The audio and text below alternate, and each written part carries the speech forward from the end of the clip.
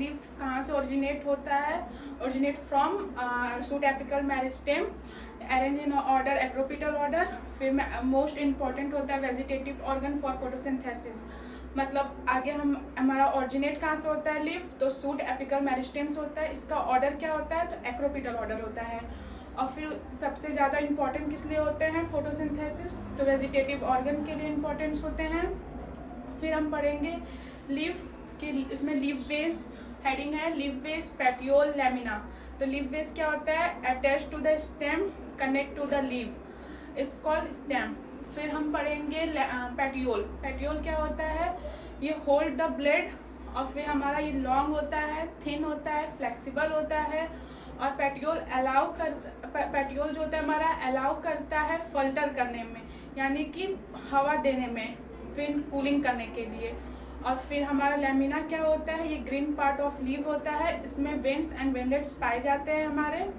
फिर हम इसके बाद पढ़ेंगे वेनेशन। वेनेशन क्या होता है, ये arrangement of leaves, arrangement of the vents and veinlets in the lamina of leaves. ये टू टाइप्स के होते हैं, रेटिकुलेट एंड पैरेलल।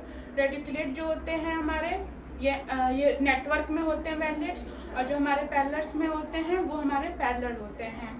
फिर उसके बाद हम पढ़ेंगे फेलोटैक्सी। फेलोटैक्सी क्या होता है, ये pattern arrangement of a leaf, pattern arrangement of leaves, branch और स्टेम। ये फेलोटैक्सी 3 टाइप्स के होते हैं, अल्टरनेट, अपोजिट, होल्ड।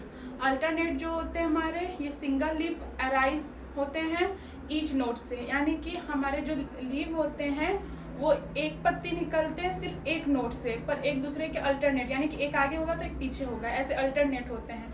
और अपोजिट जो हमारा होता है, ये पेयर में लीव्स निकलते हैं, हमारे जो लीव्स होते हैं वो पेयर में निकलते हैं पर एक ही नोड से निकलेंगे, यानी pairs of leaves arise from each nodes, ये हमारे अपोजिट होते हैं। होल्ड्स जो होते हैं, more than 2 leaves arise from each node, मतलब दो से ज़्यादा पत्तियां हमारी एक ही नोड से निकलती हैं, इसे हम होल्ड कहते हैं। फिर इसके बाद हम पढ़ेंगे इनफ्लोरोसेंस। इनफ्लोरोसेंस क्या होता है, inflorescence arrangement of the flower on the fluoro axis.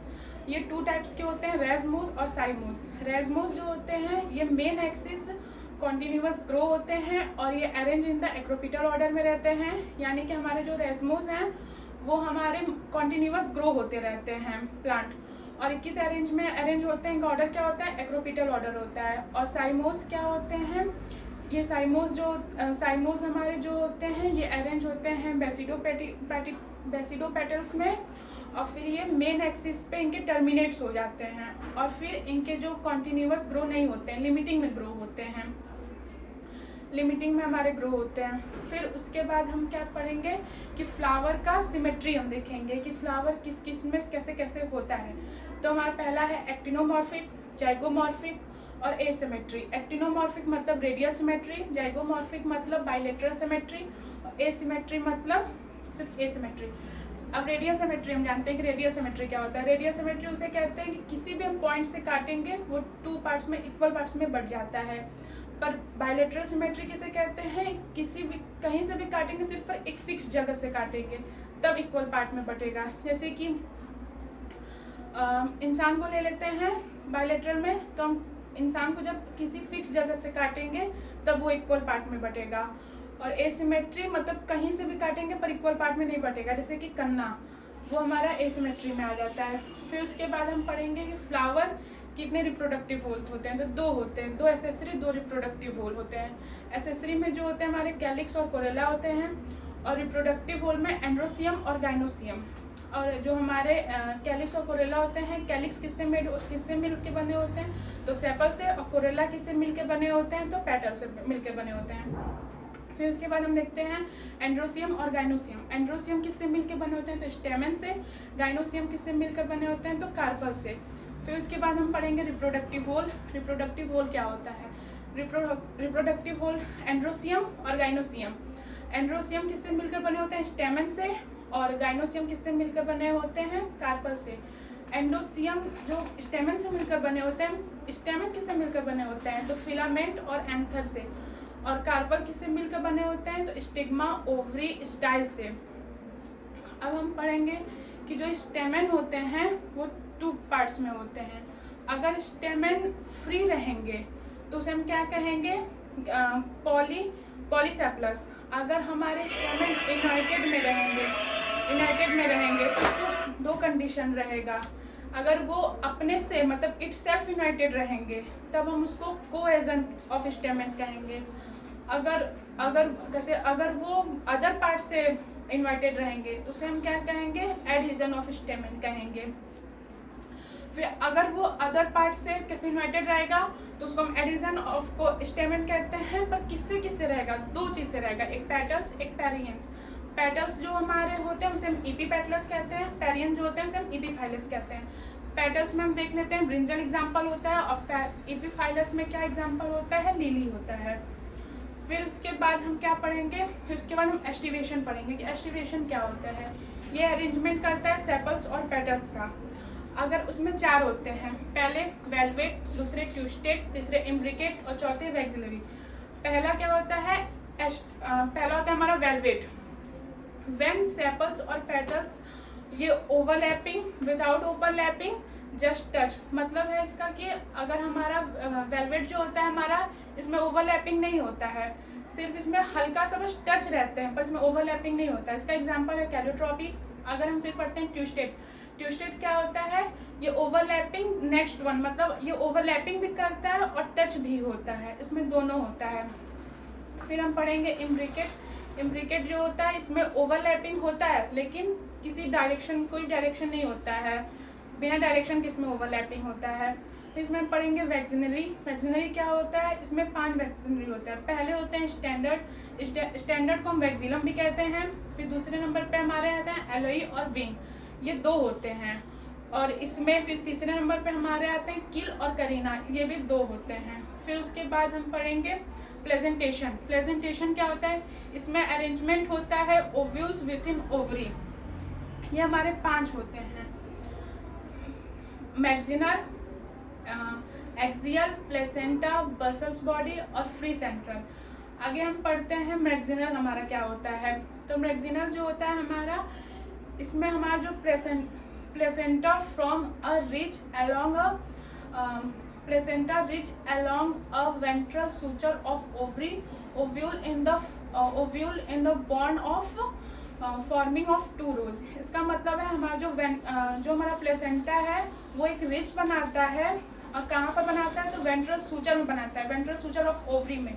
और इसमें जो ओव्यूल होता है वो बॉन्ड कहाँ से होता है, फॉर्मिंग ऑफ 2 rows। जैसे कि हम एग्जाम्पल में ले लेते हैं पी।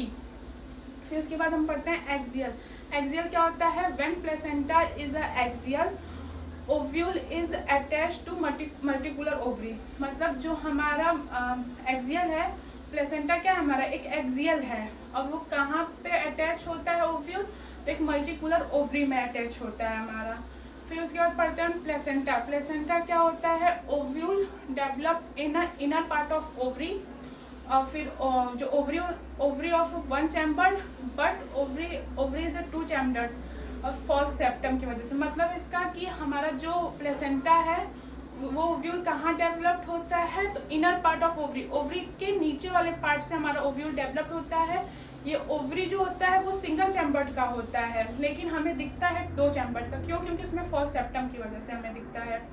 फिर उसके बाद हम पढ़ेंगे फ्री सेंट्रल क्या होता है, इसमें ओव्यूल जो होता है डेवलप्ड होता है सेंट्रल एक्सिस पे, पर इसमें जो सेप्टा होता है वो एब्सेंट होता है। मतलब इसमें जो सेप्टा बना रहता है वो एब्सेंट होता है, और इसमें ओव्यूल कहाँ डेवलप होते हैं, सेंट्रल एक्सिस मतलब सेंटर पे होते हैं।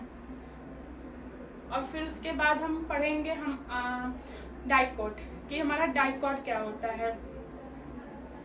फिर हमारा डाइकोट क्या होता है, इसमें जो सीड का जो कवरिंग होता है, हमारा जो सीड का कवरिंग होता है उसको हम क्या कहते हैं, सीड कोट कहते हैं। और उसमें जो हमारा सीड का लेयर कितने होते हैं, 2 लेयर होते हैं, पहले आउटर दूसरे इनर। आउटर को हम टेस्टा कहते हैं, इनर को हम टेगमेंट कहते हैं। और जो इसमें एक स्कार मतलब दाग होता है, अगर हमारा जो सीड कोट पे स्कार पाया जाता है उसको हम हाइलम कहते हैं। वहीं से हमारा जो होता है सीड डेवलप करता है, कहाँ जाके अटैच होता है, फ्रूट पे हमारा जाके अटैच होता है। और फिर इसमें हाइलम के इसमें हाइलम के ऊपर एक स्मॉल पोर पाया जाता है जिसको हम क्या कहते हैं, माइक्रोपाइल कहते हैं। ये हमारा डाइकोट के बारे में था। फिर इसके बाद हम पढ़ लेते हैं फ्रूट। फ्रूट क्या होता है, ये ओवरी आफ्टर फर्टिलाइजेशन से हमारा क्या बनता है, फ्रूट बनता है। फ्रूट जो होते हैं हमारे दो होते हैं, फ्रूट हमारे जो होते हैं दो होते हैं, एक पेरिकार्प होते हैं और एक हमारे सीड होते हैं। पेरिकार्प जो होते हैं उसमें 2 पार्ट्स के होते हैं, एक ड्राई एक फ्लैशी।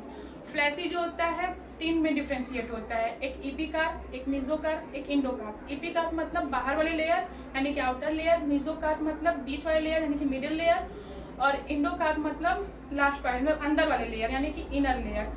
फिर इसमें हम पढ़ेंगे कि जो हमारे मैंगो और कोकोनट होते हैं, it is known as a drupe. मतलब जो मैंगो और कोकोनट होते हैं उसको हम ड्रूप कहते हैं। क्यों कहते हैं, क्योंकि इसमें जो हमारा इसमें इसमें डिडेप्लेट कहाँ से होते हैं, तो मोनोकैपिलरी से डेप्लेट होते हैं। इसमें सुपीरियर ओवरी पाया जाता है और इसमें सिंगल 1 सीडेड होते हैं, मतलब सिर्फ एक सीड होते हैं, इसलिए हम इसको ड्रूप कहते हैं, मैंगो और कोकोनट को। फिर इसके बाद हम क्या पढ़ेंगे, इसके बाद हमारा रहेगा सीड, कि सीड किसे कहते हैं। Seed ovule after fertilization is called seed. ये 2 टाइप्स के होते हैं, पहले सीड को, दूसरे एम्ब्रायो। एम्ब्रायो किससे किससे कंटेन हुए होते हैं, तो प्लम्यूल, रेडिकल, एम्ब्रायोनोलाइसिस, कॉटिलेडनस, ये सब हमारे एम्ब्रायो से कंटेन हुए रहते हैं। फिर इसके बाद हम मोनोकॉट,